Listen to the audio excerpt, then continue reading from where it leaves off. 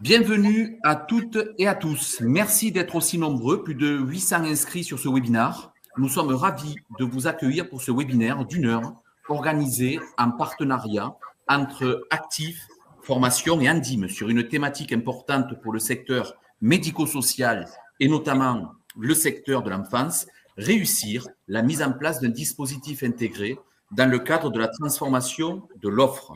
Ce webinaire s'inscrit dans une dynamique de collaboration entre, d'une part, Active Formation, qui est une association créée en 1975, dont nous venons de fêter les 50 ans d'engagement au service de la formation, de l'information et du conseil des professionnels des secteurs sanitaires, social et médico-social, et Andim, association nationale des dispositifs inclusifs médico-éducatifs, première association en France qui fédère l'ensemble des acteurs impliqués dans l'accompagnement des enfants, adolescents et jeunes adultes présentant des troubles du neurodéveloppement. Chaque année, Active Formation accompagne près de 9000 stagiaires. C'est plus de 550 modules de stage adaptés réalisés au profit des professionnels du secteur. L'association mobilise pour cela plus de 170 formateurs spécialisés pour proposer des formations ciblées et actualisées.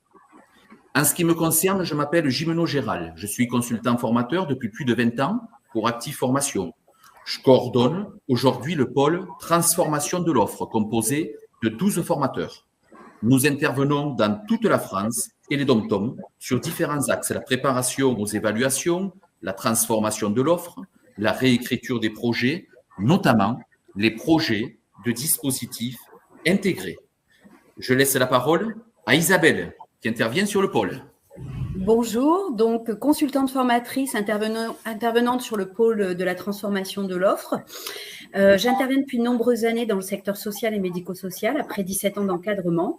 J'accompagne les directions, les encadrants, les équipes autour de la transformation de l'offre, de la conduite de projet, de l'élaboration des projets d'établissement et de dispositifs. Je forme également sur des thématiques centrales, bientraitance, autodétermination, participation des personnes accompagnées, la structuration des dynamiques de parcours. Eh bien, nous allons laisser la parole aux collègues de l'association Andim. Bonjour Estelle Vertueux, je suis vice-présidente d'Andim. Donc Andim a été créé en mars 2023. C'est une association qui est composée de 3 collèges, un collège famille et personnes accompagnées, un collège professionnel et un collège organisme gestionnaire et établissement. Nous avons aujourd'hui des adhérents qui représentent plus de 10 000 personnes accompagnées sur le territoire national. Et je suis par ailleurs directrice d'une association, l'institution Saint-Camille en Meurthe-et-Moselle, qui gère notamment un DITEP et un DAM, avec chacun les 3 modalités d'accompagnement, accueil de jour, accueil de nuit et prestations milieu ordinaire. Et je passe la parole à mon collègue William. Bonjour à tous, donc William Lavru, trésorier adjoint à Andim et directeur du DAMODOU au sein de l'association d'hygiène sociale de Franche-Comté. Depuis le 1er janvier 2023, nous fonctionnons en DAM, ce qui nous permet de proposer une large gamme de modalités d'accompagnement, accueil de jour, hébergement sur 210 ou 365 jours en établissement, ou également au sein même d'assistantes familiales. Nous proposons également de l'accueil temporaire et bien sûr de la prestation en milieu ordinaire.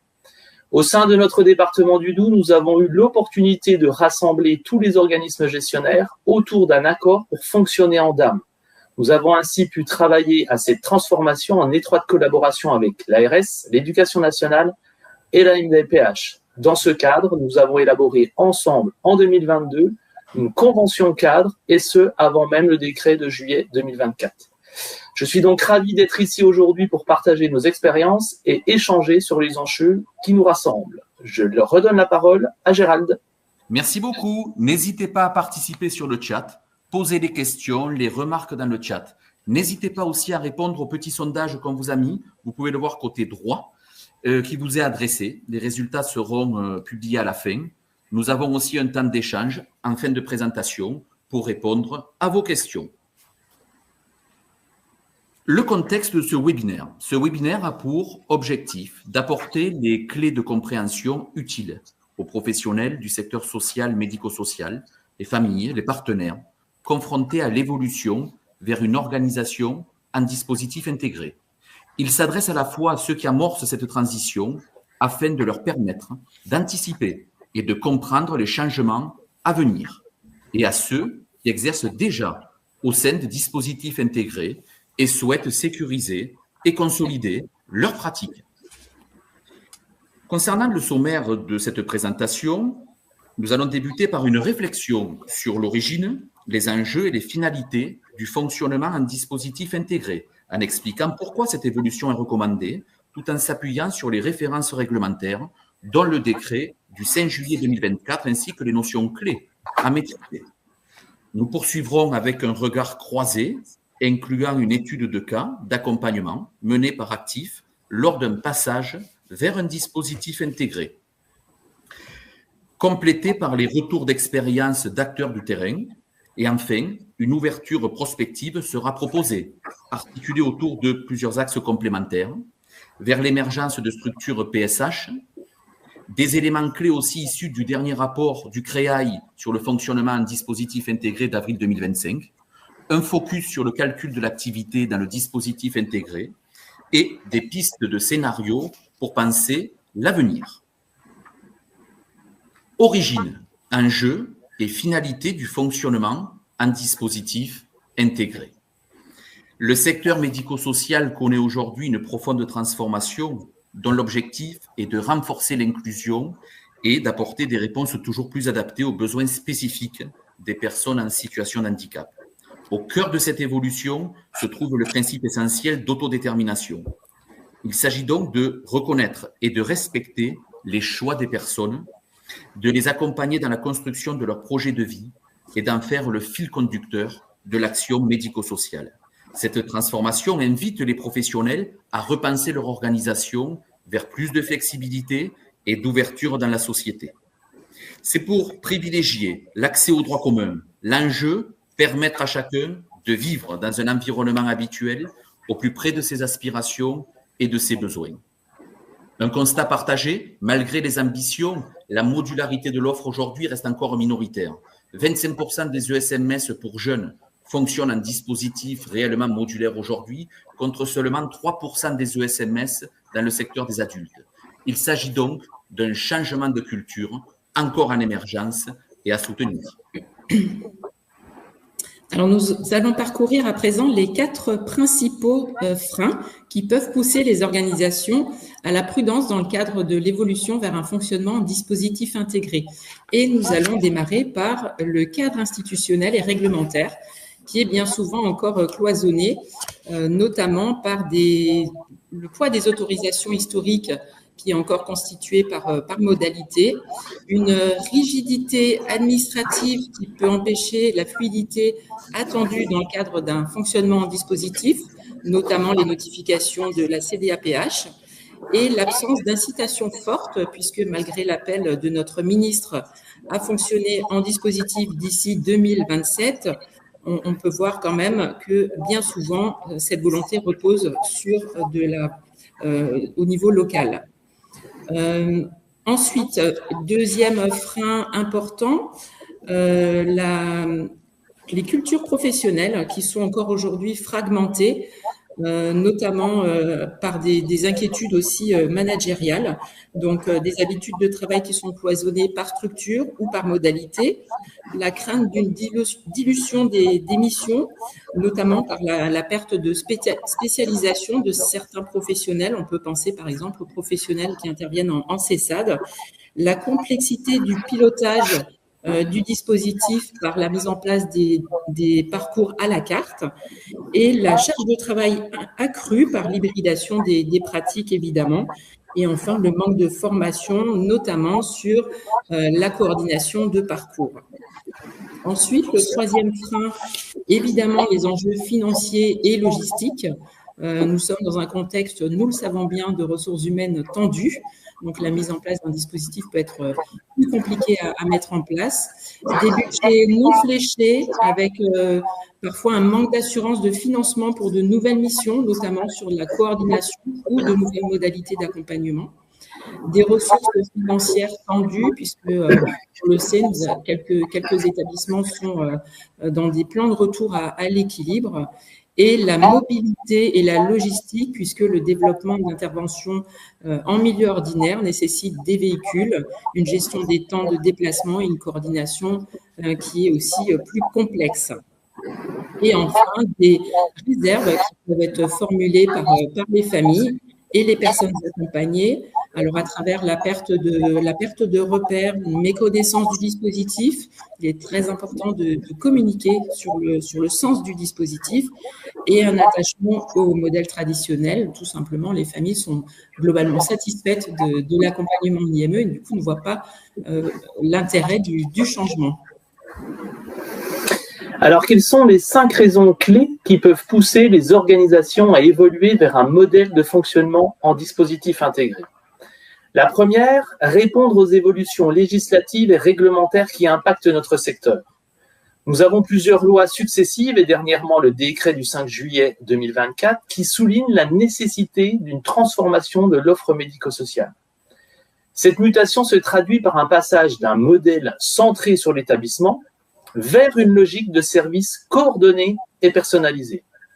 Cela signifie d'évoluer d'une logique de place disponible dans un établissement vers une logique qui réponde véritablement aux besoins des jeunes sur un territoire donné, tout en tenant compte de leur parcours évolutif. Deuxième raison, passer d'une logique de structure à une logique de parcours. Le dispositif intégré vise à renforcer l'autodétermination et le pouvoir d'agir des personnes accompagnées. Cela signifie que nous ne considérons plus les besoins comme fixes ou catégoriels, mais plutôt comme dynamiques, évolutifs et adaptés au contexte de chaque individu. Cette approche favorise également une meilleure coordination entre tous les acteurs concernés. Nous parlons ici d'une entrée unique dans le dispositif, d'une évaluation partagée et de réponses modulées en fonction des différentes étapes de la vie. La troisième raison clé aborde la nouvelle démarche évaluative de la Haute Autorité de Santé qui est essentielle pour garantir la qualité des accompagnements. 3 principes fondamentaux guident cette démarche. D'abord, l'implication des personnes dans leur propre parcours, car leur voix et leurs choix sont primordiaux. Ensuite, la nécessité d'assurer la cohérence et la continuité des accompagnements, afin que chaque jeune puisse bénéficier d'un suivi stable et adapté. Enfin, la coordination entre les acteurs, tant internes qu'externes, est cruciale pour offrir une réponse harmonisée. Le fonctionnement en dispositif intégré joue un rôle clé dans cette démarche, car il facilite la mise en œuvre des critères du référentiel de la Haute Autorité de Santé. Cela concerne notamment l'accompagnement personnalisé, la coordination des actions, mais également la gouvernance partagée. La 4e raison se concentre sur l'anticipation du modèle Séraphin-PH et des futurs modes de financement. Le modèle Séraphin-PH met l'accent sur 2 éléments clés. D'une part, l'individualisation des prestations, ce qui signifie que chaque personne doit recevoir un accompagnement sur mesure et adapté à ses besoins spécifiques. D'autre part, il s'agit d'adapter l'offre en fonction des besoins identifiés, garantissant ainsi que les services proposés soient réellement pertinents. C'est ici qu'un dispositif intégré entre en jeu. Il nous permet de moduler, combiner et ajuster les différentes prestations afin de maximiser leur utilité et leur efficacité. La 5e raison souligne l'importance d'inscrire l'offre dans une logique territoriale et inclusive. Cela signifie de travailler en étroite collaboration avec l'école, le monde de l'emploi et les services de droit commun. En établissant ces interfaces, cela permet de mieux répondre aux attentes et besoins des jeunes en situation de handicap.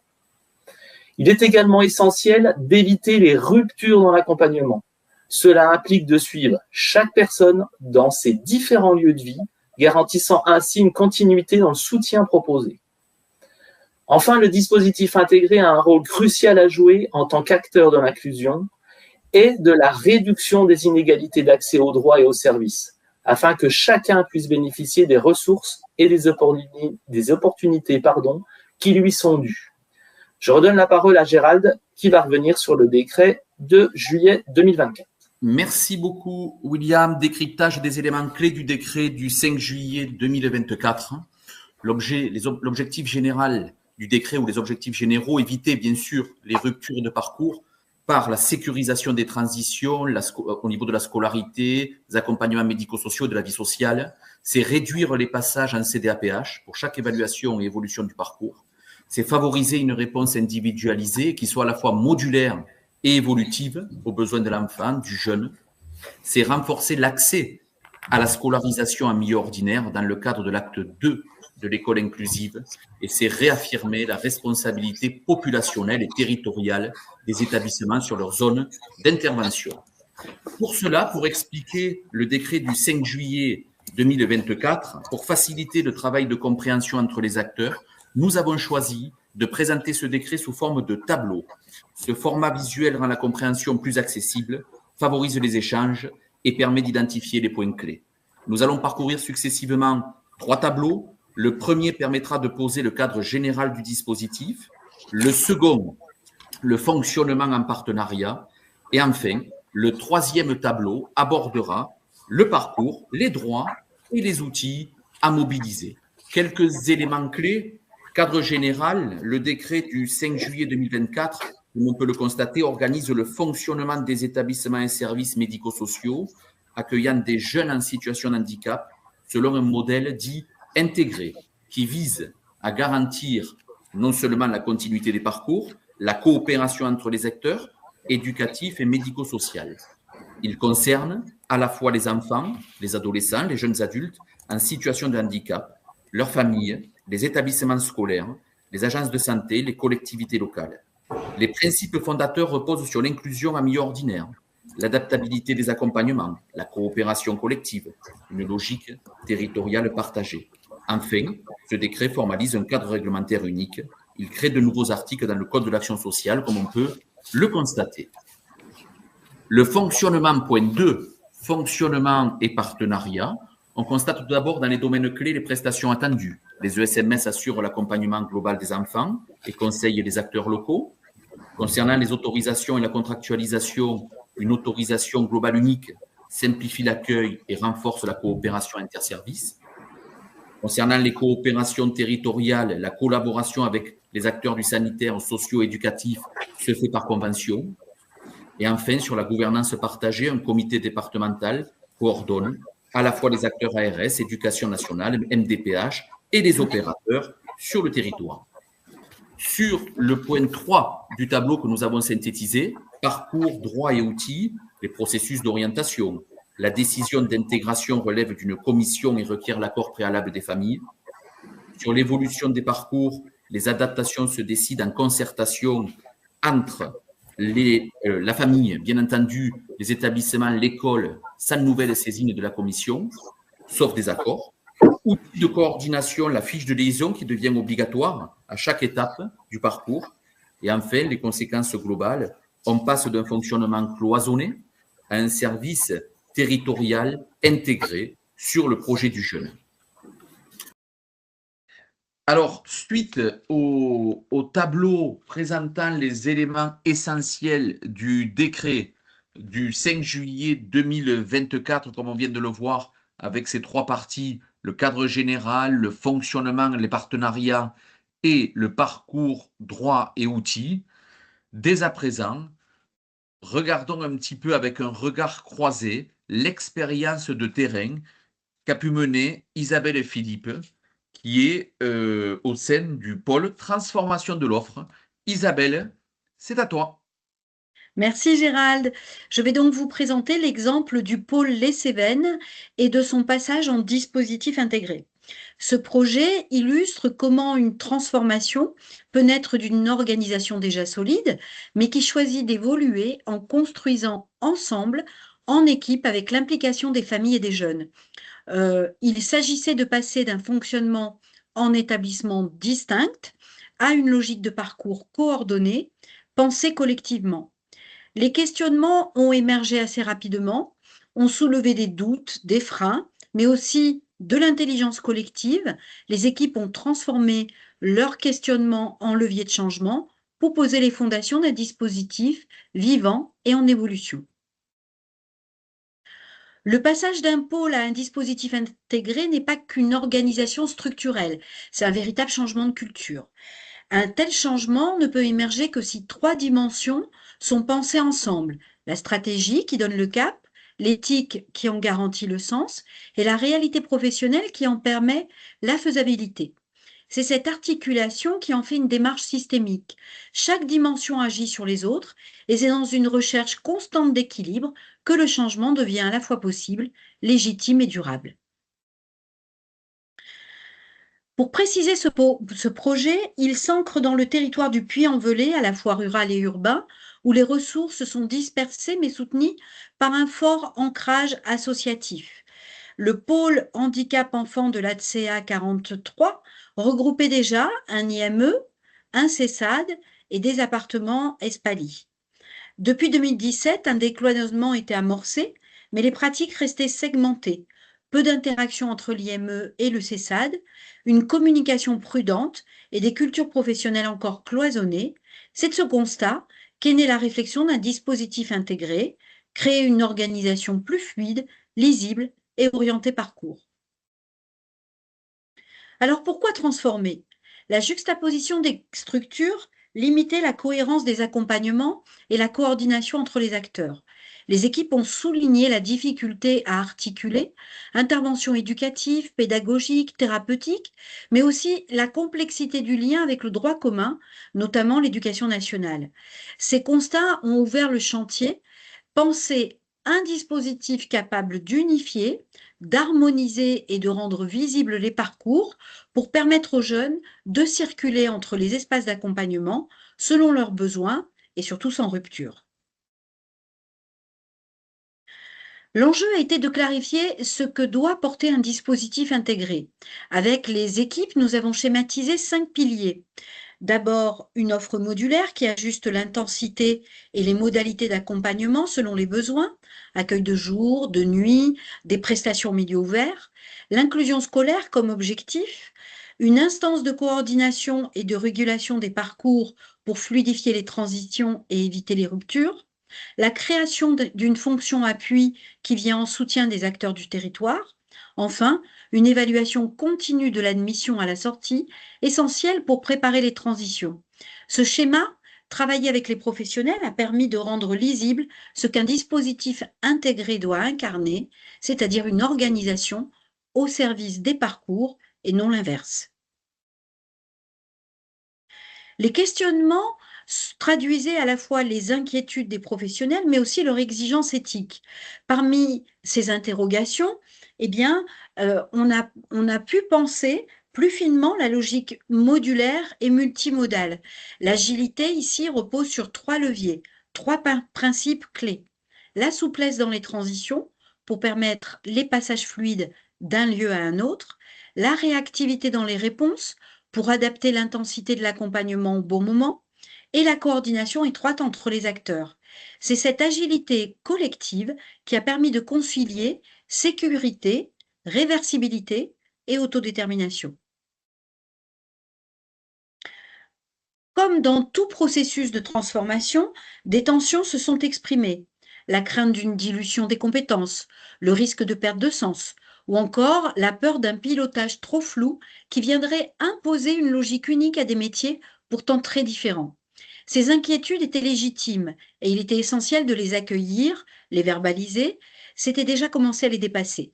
Nous avons donc pris le temps d'y répondre collectivement en clarifiant les niveaux de responsabilité, la direction, la coordination, la référence de projet, la référence éducative et en définissant des espaces de concertation qui garantissent à chacun sa place, son rôle, sa légitimité dans le fonctionnement du dispositif intégré. De ces tensions, évidemment, sont nées des forces. Par exemple, une grande capacité d'adaptation à un attachement profond aux valeurs d'autodétermination et de bientraitance. La co-construction des pratiques, l'analyse des rôles et la réflexion sur les compétences ont permis de forger et de conforter une culture commune. Cette culture repose sur la confiance, la circulation de l'information et la cohérence autour du jeune. Cette transformation, en fait, est devenue une opportunité, celle de renforcer la cohérence du projet et la cohésion des équipes autour d'un sens commun. Pour que la modularité serve réellement l'émancipation, il a fallu préciser les rôles. Le coordinateur de parcours qui garantit la continuité, la fonction d'appui ressources, elle devient un pivot. Elle soutient les professionnels, analyse les situations complexes, évite que la modularité ne devienne dispersion. Elle agit comme un espace d'expertise partagé au sein d'un territoire, au service de la cohérence et de la continuité de parcours. C'est en ce sens qu'elle participe directement à la sécurisation des parcours, à la réactivité des réponses et à la continuité de l'accompagnement, sans rupture évidemment et sans cloisonnement. Le DAME s'appuie, lui, sur 3 sites, mais qui sont interconnectés. Mons, Pierret et Espaly, pensés comme des ressources territoriales. Chaque lieu offre un mode d'accompagnement spécifique permettant des mobilités internes selon le rythme, les besoins et le projet du jeune.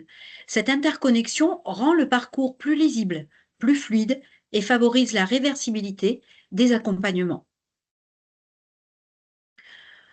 Cette cartographie que vous voyez là a été construite collectivement par l'équipe. Elle traduit concrètement la manière dont le dispositif articule la modularité et le multimodal. Chaque domaine d'intervention, que ce soit l'habitat, la santé, l'inclusion scolaire, l'inclusion sociale, l'inclusion professionnelle ou bien le soutien aux aidants, fonctionne comme un champ de prestations ajustable, mobilisable selon la situation du jeune et l'évolution de son projet et permettant également des situations hybrides. L'autorisation unique devient ici un levier majeur. Elle évite les nouvelles notifications à chaque étape, fluidifie les transitions et permet de recentrer le travail des équipes sur le sens du parcours plutôt que sur la gestion administrative des places. Ce schéma illustre pleinement la logique multimodale du dispositif.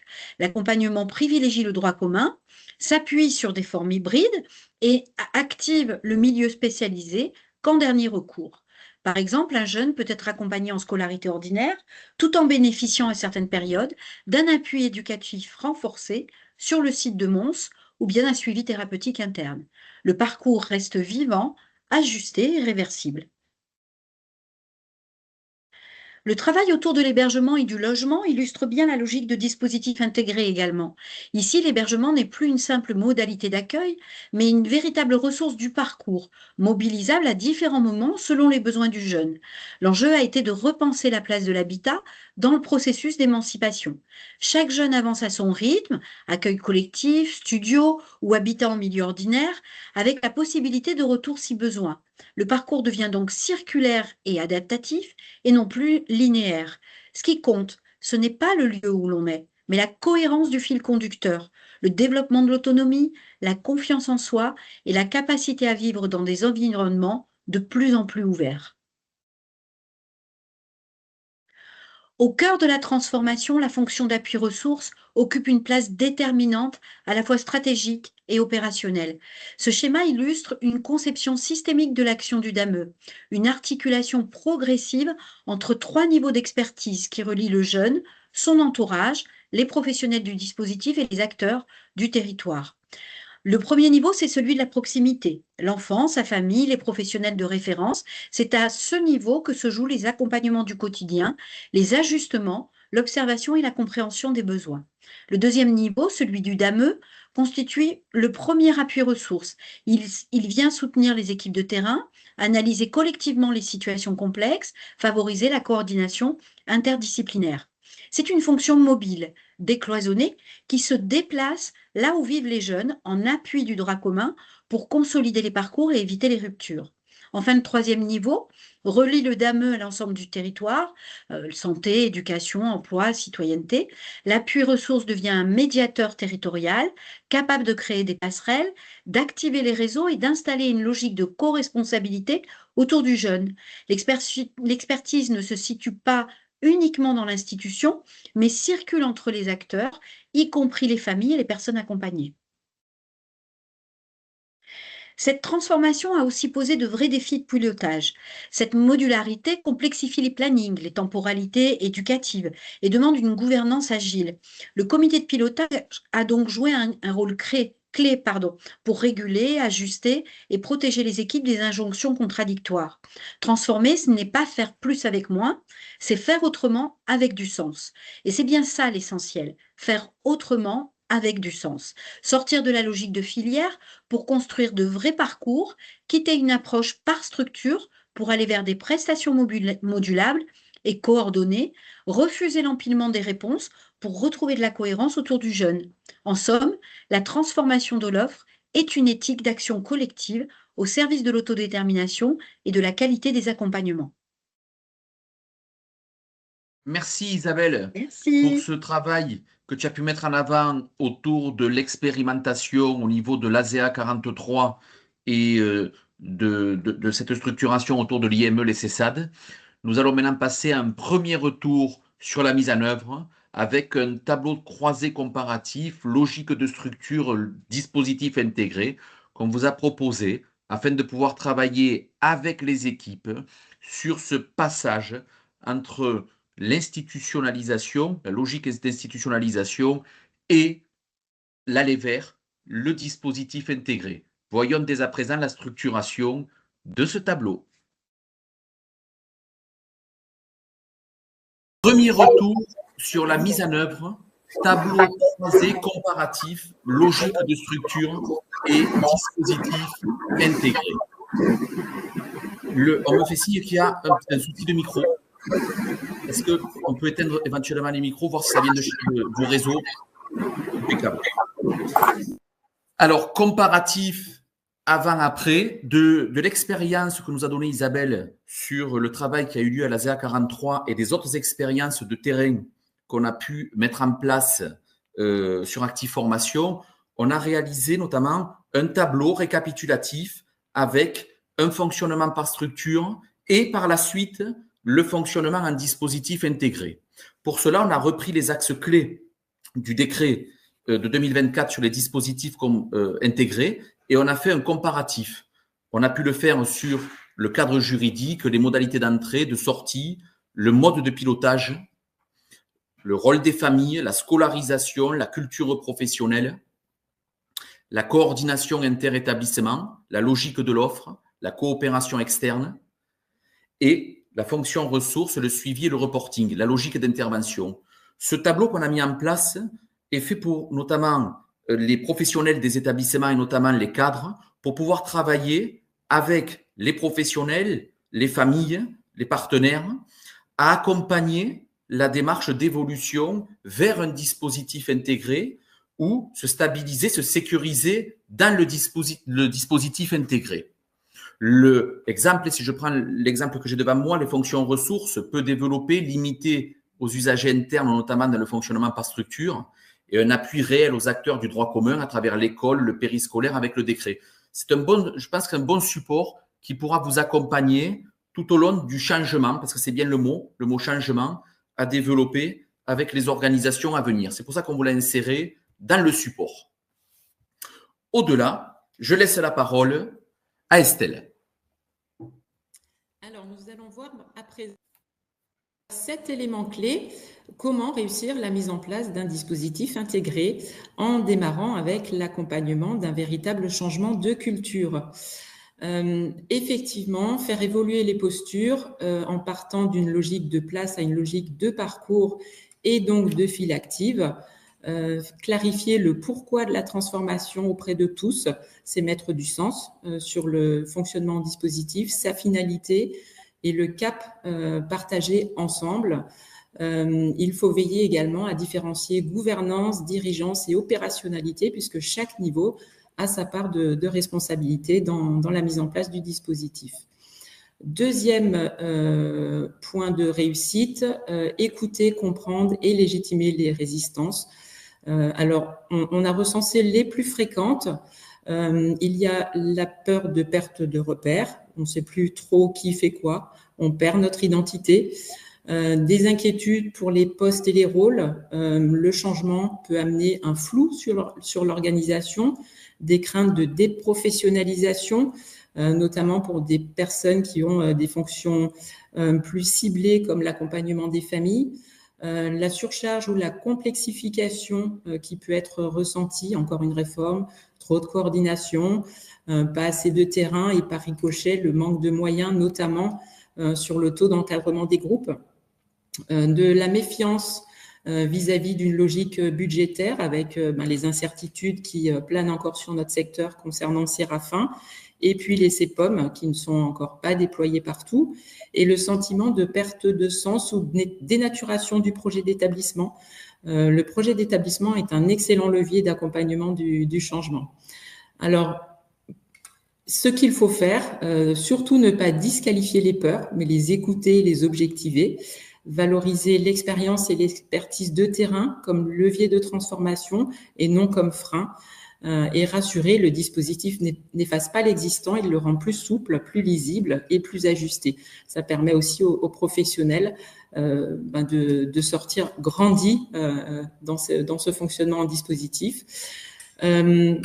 Troisième point clé, mobiliser l'intelligence collective. Par exemple, en travaillant à partir d'une situation concrète vécue par l'équipe. Il est toujours intéressant de démarrer par une expérimentation sur une ou deux situations. C'est un petit peu la logique de la preuve auprès des professionnels. Impliquer tous les niveaux, autant les professionnels, les cadres intermédiaires, évidemment, la direction, mais ne pas oublier les partenaires, parce que ça change aussi concrètement la manière de travailler avec eux, et créer des espaces d'analyse de pratique et de régulation collective. Tout simplement, ça permet les réajustements nécessaires. Donner du sens, expliquer pourquoi on change, et il est important de prendre du temps pour donner du sens. Alors, pour les personnes accompagnées, c'est tout simplement mieux répondre à leurs attentes, éviter les ruptures et respecter leur parcours et leurs attentes. Pour les professionnels, c'est amener plus de transversalité, de coopération, de reconnaissance des compétences, sortir de sa zone de connu. Pour la structure, rester acteur de son avenir, maîtriser les évolutions plutôt que de les subir. On avance toujours mieux quand on ne subit pas les choses. Cinquième clé de réussite, former et renforcer les compétences. On l'a vu tout à l'heure, les formations initiales ne pensent pas forcément ces nouveaux termes. Donc, il est important d'initier la question de la modularité, de la co-construction, le travail en réseau à travers des formations. Les cadres, évidemment, doivent être les premiers convaincus et formés à la conduite du changement. Et travailler le recrutement, puisque le passage en dispositif amène forcément de nouvelles compétences, notamment sur de la coordination de parcours, les fonctions support, l'appui ressources, qui sont de nouvelles façons d'intervenir. Maîtriser l'impact budgétaire de la transformation. Il y a toujours un impact budgétaire, et le principal impact au niveau des dispositifs, ce sont évidemment les dépenses de transport qui sont souvent sous-estimées, mais fortement impactées par notamment le travail hors les murs, tout ce qui est inclusion, et dans des lignes qui sont bien souvent sous-dotées. Il ne faut pas oublier les charges induites, notamment par le double accueil, la coordination renforcée et la nécessaire mobilité des dispositifs. Et on a une pensée pour ceux qui sont en plan de retour à l'équilibre. Évidemment, il n'est pas évident de travailler la transformation dans ce cadre-là. Septième et dernier point clé, manager avec lucidité et courage. Tout simplement, ne pas masquer les tensions, les dire, les gérer collectivement. Il faut veiller à protéger les équipes des injonctions contradictoires qui peuvent apparaître dans la mise en place d'un dispositif. Isabelle en fait référence tout à l'heure. Assumer les arbitrages, y compris RH. Il y a des profils à faire évoluer. Il faut aussi changer d'organisation, amener de la transversalité et instaurer un management soutenu et pas seulement prospectif, mais avancer tous ensemble. Je passe la parole à William. Alors, comment faire vivre une organisation en dispositif intégré? Nous avons effectivement mis en exergue 5 points clés. Pour commencer, parlons de l'importance de donner du sens au dispositif. Il est essentiel de clarifier les finalités du dispositif en impliquant toutes les parties prenantes. Cela signifie garantir un parcours sans rupture, favoriser l'autonomie des personnes et offrir des réponses modulables adaptées à leurs besoins. De traduire cette vision en un projet pluriannuel qui soit régulièrement actualisé, afin de rester en phase avec les évolutions du contexte et des besoins. De plus, il est crucial d'inscrire le projet dans une trajectoire de transformation de l'offre, en adoptant une logique de prestation qui décloisonne les services et favorise naturellement l'inclusion. Enfin, nous ne pouvons pas oublier l'implication des personnes accompagnées. Leur autodétermination et leurs projets personnalisés doivent être au cœur du dispositif, car ce sont eux qui donnent véritablement sens à l'accompagnement. Deuxième clé, s'organiser dans un environnement capacitant. Pour cela, il est crucial de mettre en place une gouvernance décloisonnée qui implique une équipe de pilotage réunissant l'Agence régionale de santé, l'Éducation nationale, la MDPH et les familles. Ensuite, il faut garantir une souplesse dans l'accompagnement. Nous l'avons vu, cela signifie de pouvoir ajuster les prestations sans avoir à repasser par une nouvelle notification, ce qui est essentiel pour réagir rapidement aux évolutions des attentes et besoins des personnes accompagnées. Il est également important de développer un espace de coopération entre professionnels issus de cultures différentes, qu'elles soient éducatives, scolaires, sanitaires ou encore du monde du travail. Cette coopération permet d'enrichir l'accompagnement et de favoriser des solutions innovantes. Enfin, soutenir l'autonomie d'action des professionnels en encourageant l'initiative et la co-construction. Cela leur permettra d'adapter leurs pratiques en fonction des situations rencontrées et d'être plus réactifs face aux défis du terrain. Abordons maintenant la troisième clé, continuer à former et soutenir les professionnels. Il est essentiel de former nos équipes à la logique de parcours et au fonctionnement modulaire. Nous devons également accompagner l'évolution des postures professionnelles. Cela signifie passer du rôle de référent éducatif à celui de coordinateur de parcours et faire évoluer les pratiques de prescripteur à facilitateur.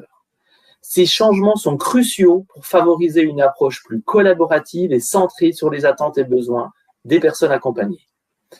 De plus, il est important de développer une culture de l'évaluation partagée. Cela inclut la mise en place d'outils et d'indicateurs clairs pour suivre les ajustements nécessaires et garantir la qualité de l'accompagnement.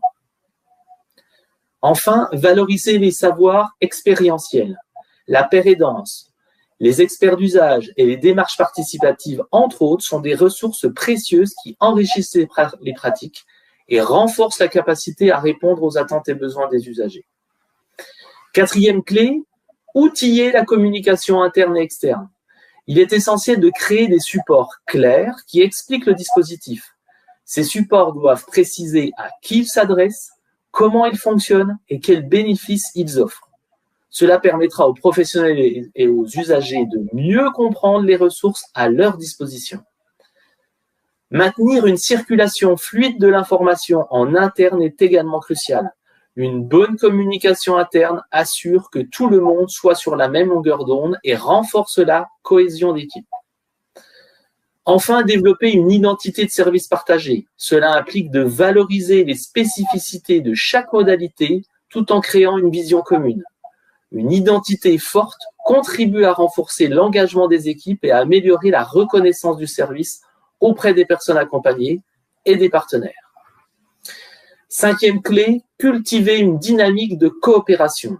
Il est primordial de travailler en projet commun avec les familles et les partenaires, que ce soit l'école, les services de soins ou la vie sociale. Cette collaboration permet d'assurer que tous les acteurs impliqués se dirigent vers un même objectif et partagent une vision commune de l'accompagnement. Ensuite, il est essentiel d'évaluer ensemble les besoins évolutifs des personnes que nous accompagnons. En faisant cela, nous pouvons adapter les modalités d'accompagnement de manière proactive, garantissant ainsi une réponse toujours pertinente et ajustée aux réalités de chacun. Enfin, faire du dispositif un véritable espace apprenant. Cela implique d'encourager les retours d'expérience, proposer des ajustements basés sur ces feedbacks et favoriser l'innovation. En cultivant cette dynamique, cela crée un environnement où chacun peut apprendre et s'améliorer, ce qui profite inévitablement aux personnes que nous accompagnons. Merci William. scénario prospectif vers des structures PSH d'ici 2030. C'est ce que nous constatons dans le rapport de l'IJAS 2024, où on parle un petit peu au niveau du secteur adulte de structures pour personnes en situation de handicap basées sur une offre de prestations coordonnées sur le territoire d'intervention pour une logique toujours de services modulaires, coordonnés et fondés sur les droits, les besoins et l'autodétermination des personnes accompagnées. Le deuxième point important aussi, c'est le rapport du CREAI d'avril 2025, où il met en avant le passage en dispositif intégré qui permet à la fois des réponses plus adaptatives aux besoins des jeunes avec une modularité de l'offre, que ce soit de l'internat, du semi-internat, le CESAD. Le succès de cette transformation dépend de la capacité des structures à accompagner le changement et un changement global entre tous les acteurs sur un territoire donné. Pour autant, plusieurs enjeux restent à clarifier. Le financement, au niveau des dispositifs, la gouvernance, quels sont les indicateurs clés d'activité que nous allons retenir, les modalités d'appui ressources du dispositif et toute la question relative à l'information et à la participation des familles et aux articulations des outils administratifs. Petit zoom. Appui ressources, c'est tout simplement comment déplacer le curseur du médico-social vers le droit commun. Cette fonction appui ressources, c'est tout simplement consiste à mettre à disposition du droit commun l'expertise des établissements médico-sociaux en faveur de l'inclusion. Alors l'inclusion dans la scolarité, mais pas que, tout simplement aussi dans la vie sociale de l'enfant, du jeune qui est en situation de handicap. Donc cette fonction, elle facilite le dialogue, la coordination et l'accompagnement de proximité avec du partage d'outils, par exemple, des temps de formation destinés aux acteurs de droit commun. En plus du suivi direct des jeunes. Donc, c'est tout simplement favoriser un environnement capacitant qui relève de notre responsabilité territoriale.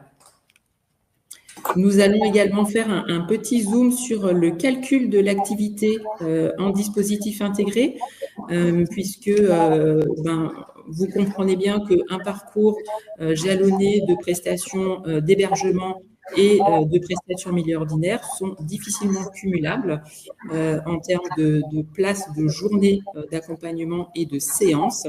Donc, l'AIRE qui initie et expérimente les dispositifs depuis quelques années maintenant a mis en place un décompte de l'activité spécifique au parcours qui a pour objectif de sortir justement de ce comptage de places et de disposer d'un outil qui soit simple. Donc, le principe, c'est qu'on s'extrait complètement du raisonnement par modalité d'accompagnement. C'est vraiment le temps du jeune et son emploi du temps qui devient la référence et qui est transformé en unité d'accompagnement en fonction du temps d'accompagnement, quelle que soit la modalité ou le lieu dans lequel on l'accompagne. Donc, ce passage de place à parcours, c'est tout simplement ce qui va nous amener, à travers cette expérimentation, à raisonner en file active et hors file active, avec notamment la fonction appui ressources.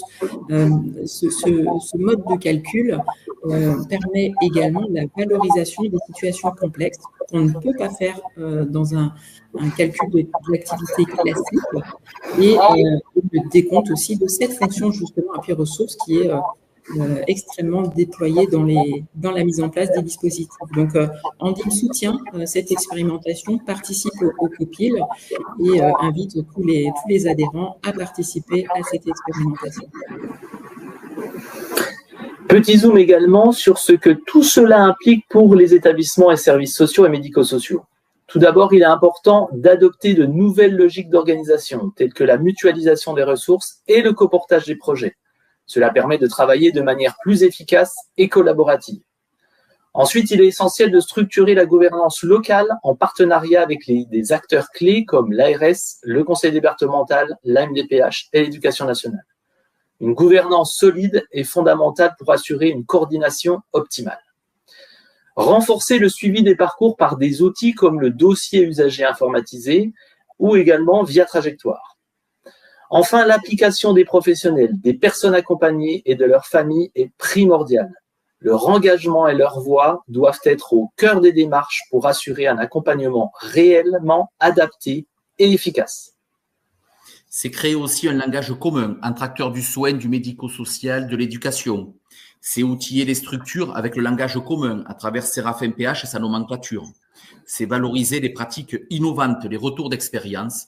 Et c'est surtout ne pas oublier la voix des personnes accompagnées, de leurs familles, à prendre en compte dans la construction de cette offre. Alors, pour mieux vous accompagner, vous souhaitez approfondir votre réflexion, bénéficier de nouveaux apports théoriques et participer activement à des échanges enrichissants. Nous vous invitons donc à rejoindre les Journées nationales Andim qui se tiendront les 26 et 27 mars 2026 à Toulouse. Ces journées seront une occasion précieuse de co-construire, en collaboration avec le ministère, la CNSA et l'ARS d'Occitanie, les suites de notre réflexion.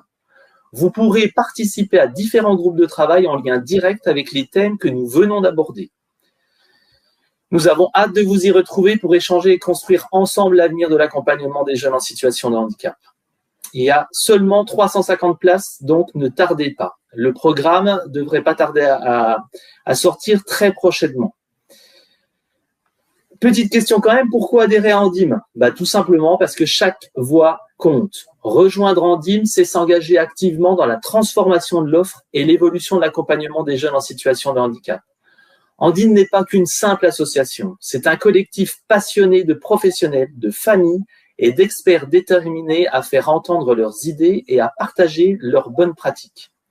En devenant membre, vous intégrez un groupe qui amplifie votre impact et enrichit votre expertise. Adhérer à Andim, c'est accéder à un réseau dynamique, à des ressources spécifiques, à des publications et à des formations de qualité en lien avec notre partenariat avec Actif. C'est aussi participer à une transformation essentielle, co-construire avec les pouvoirs publics des modes d'accompagnement adaptés aux attentes et besoins réels des jeunes que nous accompagnons.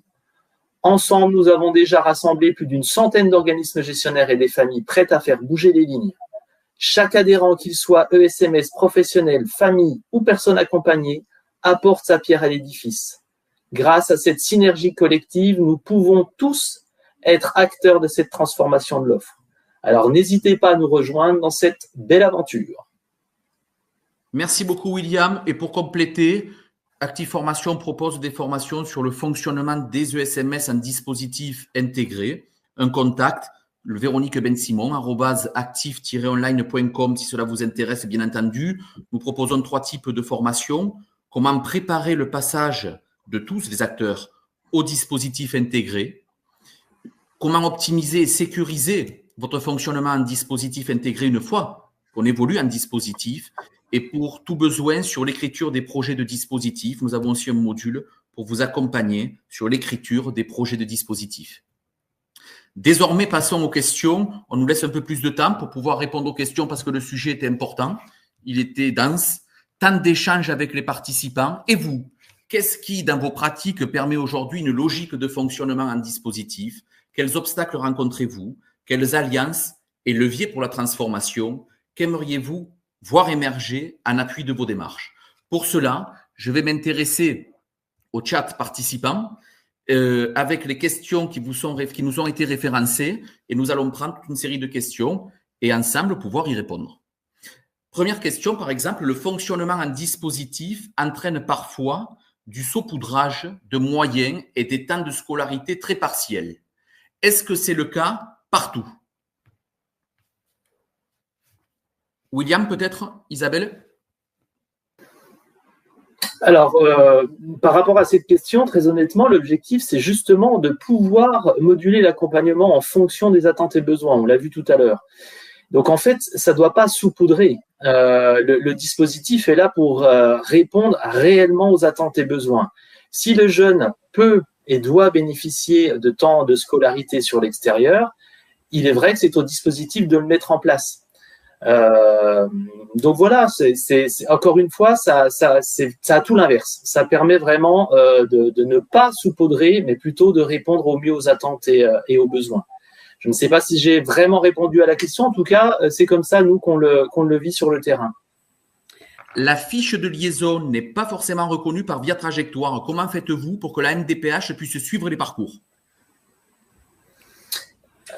Je peux éventuellement répondre très brièvement aussi à cette question sur la fiche de liaison. En fait, Alors, ça dépend comment elle a été créée sur les autres départements. C'est en annexe, effectivement, du décret.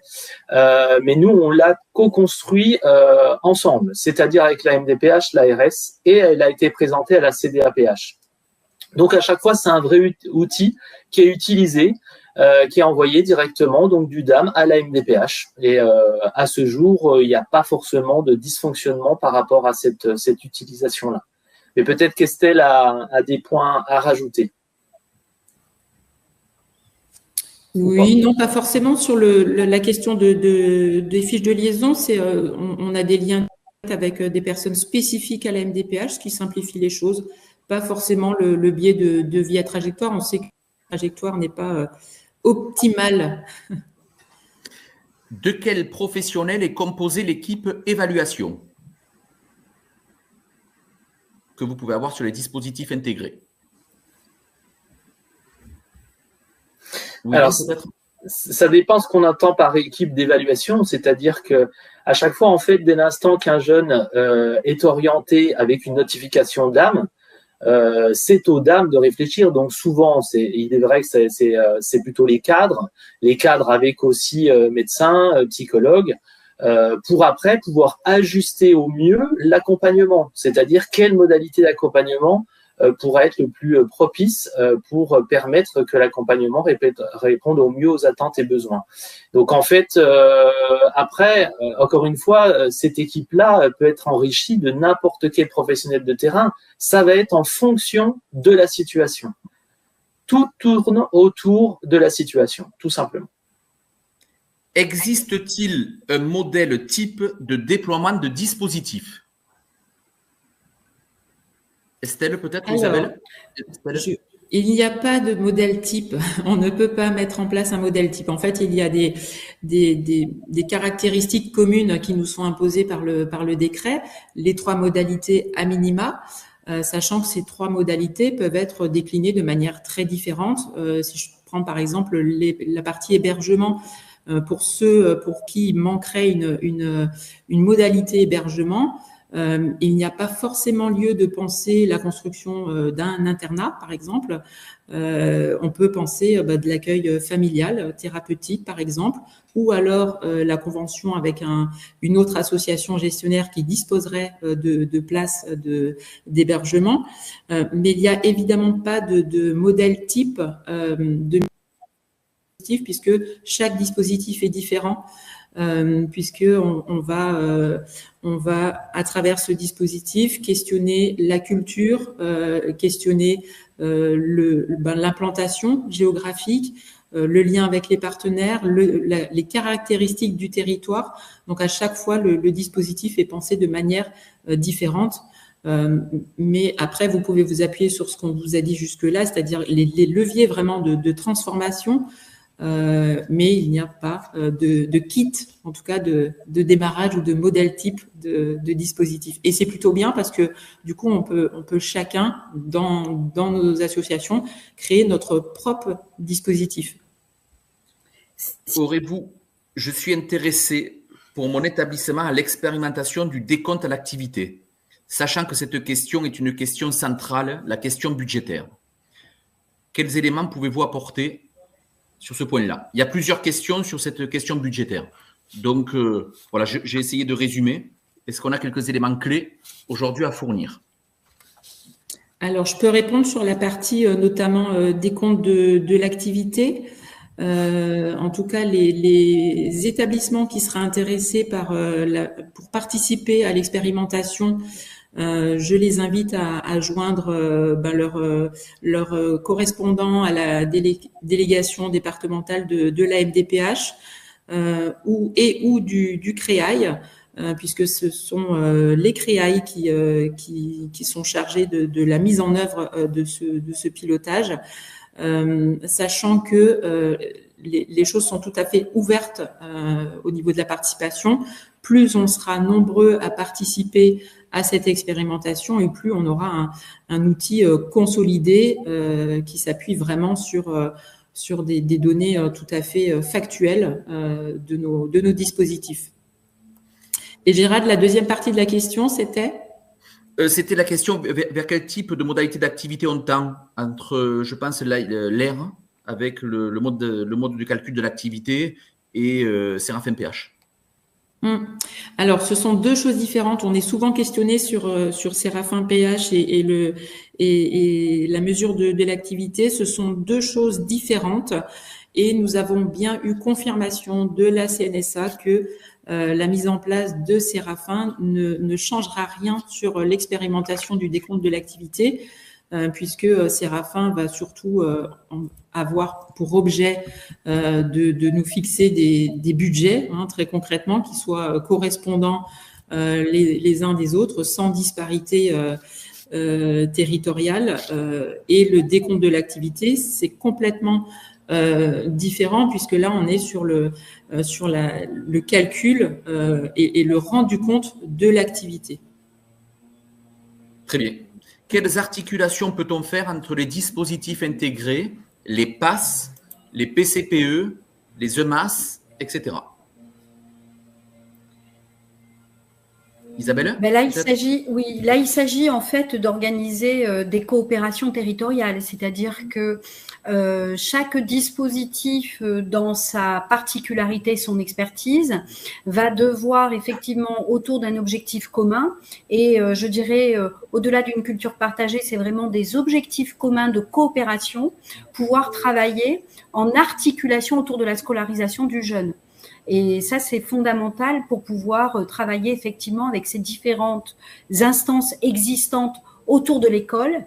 Et d'ailleurs, c'est demandé, et c'est une grande interrogation, c'est comment les dispositifs intégrés peuvent-ils s'inscrire dans la logique des PAS et des EMAS? Eh bien, tout simplement en étant en appui ressources auprès des écoles, c'est-à-dire vraiment de pouvoir être actionné lorsque une situation individuelle l'exige et que des enseignants se retrouvent très en difficulté au regard de situations complexes, par exemple. C'est ce qui peut arriver, en tout cas dans les DAME que j'ai pu accompagner, c'est là où l'articulation entre les PAS, les EMAS et le DAME peut s'effectuer. Merci Isabelle, pouvez-vous préciser ce qui distingue un DIM d'un DAME et existe-t-il des dispositifs intégrés pour le secteur adulte? Alors c'est vrai que moi qui ai accompagné les deux, je me permets de… Voilà, moi qui ai accompagné les deux, en fait les deux répondent tous les deux au décret du 5 juillet 2024. La raison d'être des DAME, évidemment, sont exactement les mêmes que la raison d'être des DIM en tant que telles, c'est-à-dire vraiment la direction unique autour, je dirais, de modularité de l'offre, de la personnalisation des parcours, de la fluidification des transitions, de renforcer l'inclusion, de fournir aussi un appui ressources sur le territoire. Il n'existe pas de cadre réglementaire propre nommé DIME ni DAME, puisqu'on voit bien que le décret du 5 juillet 2024 parle de dispositifs d'accompagnement médico-social. Mais pour autant, il y a une mise en cohérence. Certains territoires préfèrent mettre en évidence la mise en cohérence entre l'IME et le CESAD, et donc appeler plutôt dispositif intégré médico-éducatif. C'est un concept, en fait, c'est un dispositif interne. Et puis, c'est vrai que les DAME sont plus officiels, on les voit beaucoup plus comment dirais-je, évoluer, et pour autant, ils ont les mêmes fonctionnements. Sur la seconde partie de la question, je dirais, existe-t-il des dispositifs intégrés pour adultes? En l'état actuel, il n'y a pas de cadre juridique qui détermine la notion de plateforme ou de dispositif comme dans le secteur de l'enfance. Pour autant, le secteur de l'enfance ayant un cadre, avec un cahier des charges établi. Pour autant, aujourd'hui, il y a la possibilité, même si ce n'est pas reconnu forcément juridiquement, d'évoluer progressivement en dispositif. Que nous avons le rapport IJAS de 2024 qui demande à évoluer ainsi pour arriver à des plateformes, entre guillemets, en tout cas des accompagnements pour personnes en situation de handicap et des groupements offrant des prestations de services coordonnés. Donc, on est bien dans ce domaine-là, l'intervention. Je peux compléter un petit peu, Gérald, puisque la mise en place dans le secteur adulte des EANM et EAM correspond bien à cette volonté de passer en dispositif également sur le secteur adulte. Bien sûr. bien sûr. Un dispositif intégré est-il pertinent pour les jeunes lourdement déficients? Et si oui, quelle méthode d'intervention? Alors, je peux peut-être répondre à cette question-là. Au sein du DAMODU que je dirige, on a effectivement l'accompagnement de jeunes polyhandicapés. Je prends un exemple, on réalisait pas forcément de prestations en milieu ordinaire avant qu'on soit en dispositif. Or aujourd'hui, on a des jeunes, par exemple polyhandicapés, qui sont suivis par le CAMS et après, à l'âge de 2 ou 3 ans, ne vont pas intégrer un établissement tout de suite. Donc, du coup, le dispositif peut dès maintenant accompagner ces jeunes-là et, par exemple, dans l'inclusion et en lien avec les crèches.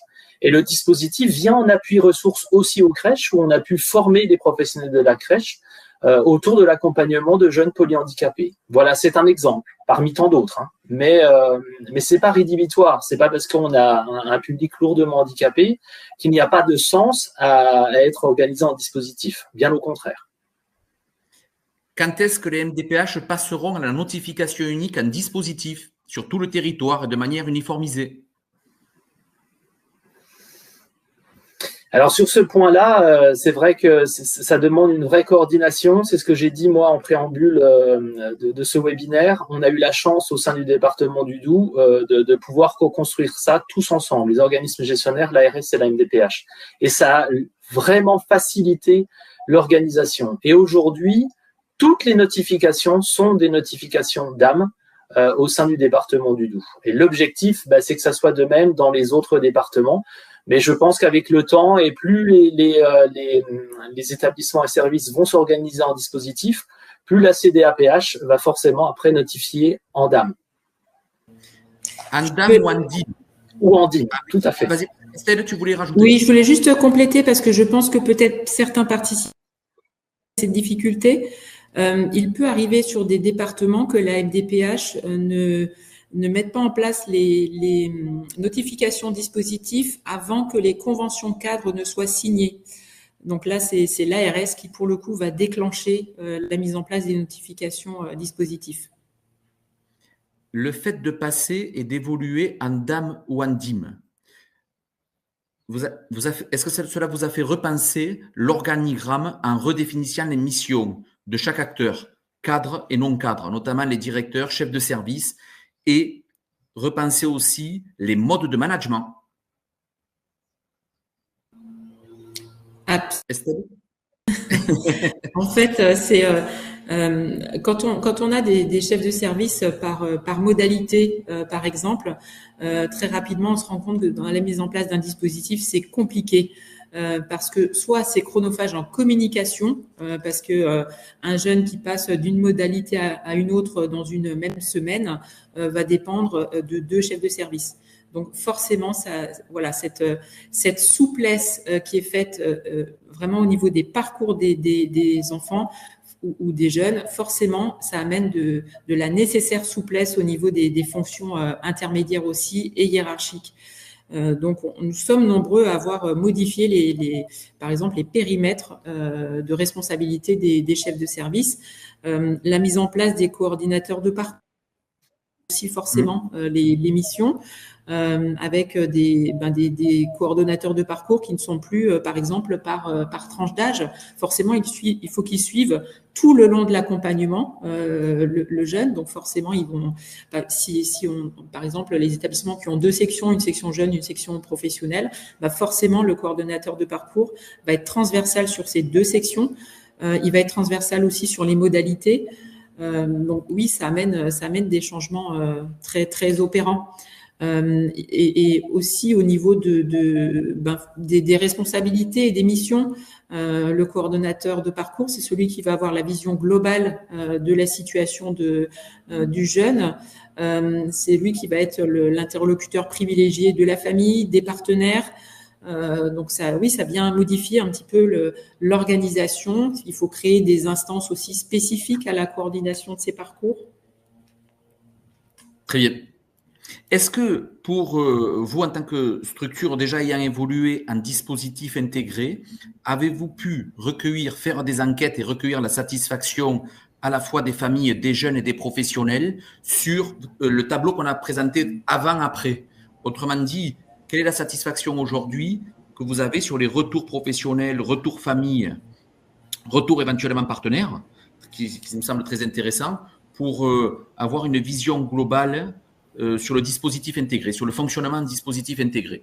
Est-ce que vous avez pu avoir des premiers retours là-dessus?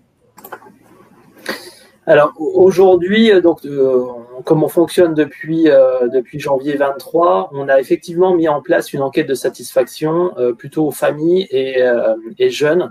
On l'a pas encore fait par rapport aux professionnels, même si on en parle en réunion générale. En tout cas, les premiers retours sont plutôt positifs de la part des jeunes et également bien évidemment des familles, surtout sur la réactivité par rapport au parcours. C'est-à-dire qu'il y a des jeunes qui ont pu changer d'établissement, d'un établissement à un autre, ou de modalité d'accompagnement, qui est passé de prestations en milieu ordinaire pour venir en établissement, peut-être dans un premier temps pour pouvoir passer des reconnaissances de savoir-faire professionnel dans le champ de la formation professionnelle justement, puis après qui est revenu en prestation milieu ordinaire. Voilà. Et cette réactivité-là, aussi bien pour les familles que les jeunes, ce sont vraiment des retours positifs. Ça a vraiment évolué sur le fait qu'avant, malheureusement, il fallait attendre de refaire un dossier et puis après, vous savez un petit peu les rouages qu'il peut avoir, les mois, voire des années d'attente pour justement être réactif par rapport à ça. Voilà en gros les premiers retours qu'on a eus. Mais nous sommes qu'au début. Il faut du temps pour que tout ça puisse se mettre en place. Bien sûr. Et Estelle, oui. Non, c'est bon. 2-3 questions qui étaient sur les CESAD. Que deviennent les coordinateurs de projet en CESAD et l'évolution du fonctionnement en CESAD avec les modalités d'accompagnement en CESAD dans le cadre des dispositifs intégrés? Tu veux y aller, Isabelle? Isabelle, le micro. Oui, je voulais juste évoquer le fait que pour avoir accompagné plusieurs d'IME dans ce cadre-là, c'est que souvent les coordinateurs de projet en CESAD deviennent de fait des coordinateurs de parcours. Et que l'organisation, je dirais, territoriale, puisque les prestations en milieu ouvert devenant une priorité pour les jeunes et enfants accompagnés en dispositif intégré, eh bien, il y a nécessité, effectivement, de répondre à l'exigence de responsabilité populationnelle sur le territoire et donc d'organiser, de contribuer activement à une dynamique inclusive avec tous les partenaires. Donc, souvent, il y a pour ces coordinateurs de projet une opportunité de pouvoir évoluer vers des coordinations de parcours. Je vais prendre les dernières questions par rapport au webinaire et pour rester dans un temps conforme. Qu'en est-il de la fonction appui ressources? Est-elle valorisée dans vos dispositifs intégrés? Si oui, comment? Alors, valoriser en décompte de l'activité, j'imagine. Oui.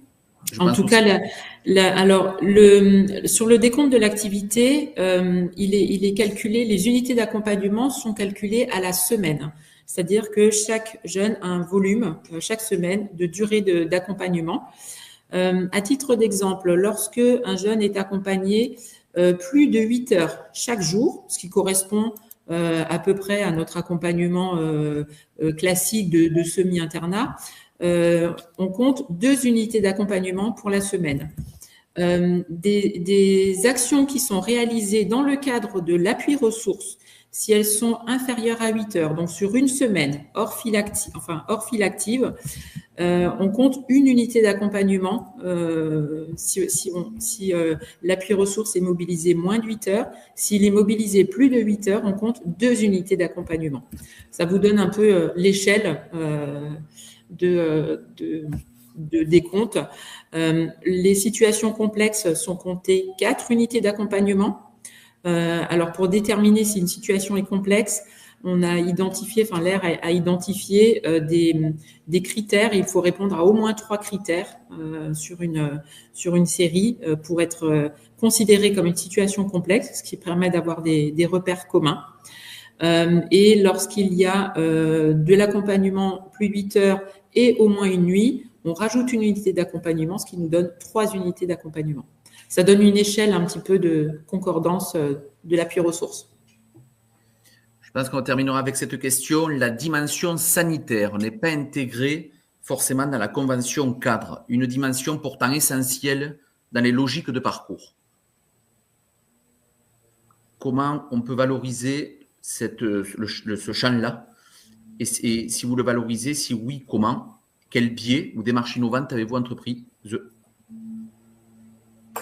Alors, étonnamment, il n'y a pas de recette miracle, hein, parce qu'on sait bien, tout partenariat dépend de personnes. Et on entend souvent dire les difficultés un petit peu partout de travail avec la psychiatrie. Alors, la psychiatrie est rarement signataire. Ça, c'est ce qu'on peut voir au niveau des conventions cadres. C'est plutôt une constante. Par contre, ça n'empêche pas de travailler ensemble. Et le fait de passer en dispositif et de forcément de créer de l'ouverture, d'être plus en interaction aussi dans des allers-retours avec l'environnement. Parfois, ça peut créer des champs de co-responsabilité qui sont un peu assouplis, mais il n'y a rien qui est typiquement transposable. Mais en tout cas, ça se tente. Je dirais que ça se tente. Mais effectivement, le fait de passer en dispositif, alors sur un territoire, du coup, permet plus facilement d'amener des projets innovants avec les partenaires et notamment avec le sanitaire. C'est évident. Donc ça, en tout cas, ça a vraiment été une force et le dispositif permet ça. Ça, c'est important de le dire aussi. En tout cas, nous, c'est vrai que sur le terrain, c'est le retour aussi de la psychiatrie, c'est-à-dire qu'ils ont bien senti la bascule, le fait de passer en dispositif.